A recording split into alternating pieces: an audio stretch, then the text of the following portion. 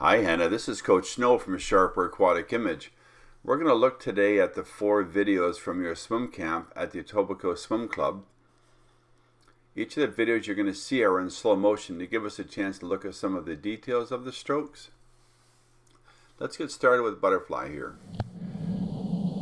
I know this is just a practice, but we know we want to leave the wall on a straight line with our head down and our elbows squeezing the back of our head to get maximum distance on that breakout, right?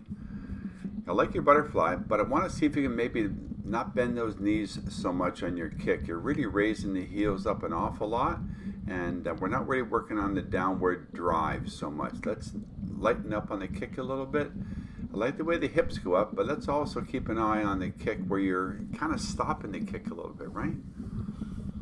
On the drive, on the breath, we're kind of driving up a little bit. Let's see if we can get our chin out and maybe not drive our upper body out of the water quite so high, and a little more snap on the back end of the stroke. I like the body position on your backstroke breakout here. You're looking up nice and tight, and I like to see that first stroke to be nice and high and clean in the water, right? Again, same idea on your kick. It's a little bit wide and a little bit back and forth too much. Let's get our hips up, and let's see if we can turn that hand over a little faster on the back end of the stroke. A little more hand speed on the front end as well. We want to try and make it a circular backstroke, not a backstroke that you can use the analogy of a metronome. Let's get the hands flowing, good shoulder rotation, and keeping the head steady. You see how the hand's finishing quite deep? That's okay, but the hand really has to get out of the water faster on the back end of your backstroke, right? Here's your breaststroke. It's a little bit deep on the breakout. Good drive on that dolphin kick. Good hands stretched for the first stroke, and it's a good breakout. I like that. Now I know we're trying to get maximum distance on the kick by driving our head down, but the head's driving down just a little too far. You're going down about 6 inches below the surface. Let's see if we can drive forward a little bit. And when we're trying to drive forward, keep those heels up at the end of the kick. We're totally submerged, and you would be, but you're kind of just a little bit too deep on this one, right?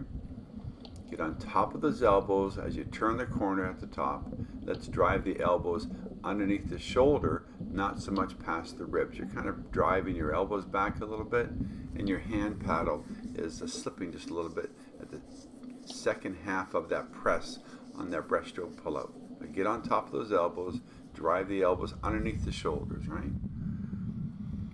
We want to travel at 140 kicks a minute on our freestyle kick breakout. Let's get those feet moving a little faster, right? A couple of strokes there, you're dropping your elbows quite a bit, and you've done a couple of corrections since then, but we want to work on getting those hands down and work on getting on top of the elbows, so partway through the stroke, your shoulder, elbow, and hand are all in the same plane, right?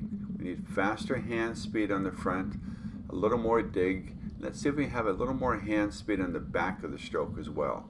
Good finesse on the back end, right? Keep that kick working. Hannah, this is fun working with you. Hope you enjoyed the video and your comments. I hope to see you at a meet sometime soon. This is Coach Snow from Sharper Aquatic Image. Bye-bye now.